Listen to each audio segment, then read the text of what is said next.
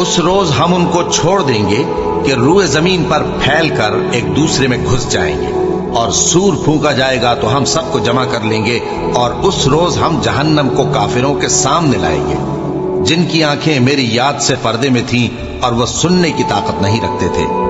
اب کیا کافر یہ خیال کرتے ہیں کہ وہ میرے بندوں کو میرے سوا اپنا کارساز بنائیں گے تو میں خفا نہیں ہوں گا؟ ہم نے ایسے کافروں کے لیے جہنم کی مہمانی تیار کر رکھی ہے۔ کہہ دو کہ ہم تمہیں ایسے لوگ بتائیں جو اعمال کے لحاظ سے بڑے نقصان میں ہیں۔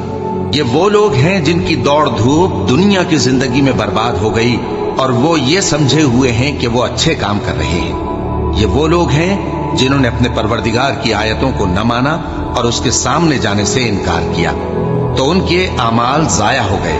سو ہم قیامت کے دن ان کے لیے کچھ بھی وزن قائم نہیں کریں گے۔ یہ ان کی سزا ہے، یعنی جہنم، اس لیے کہ انہوں نے کفر کیا۔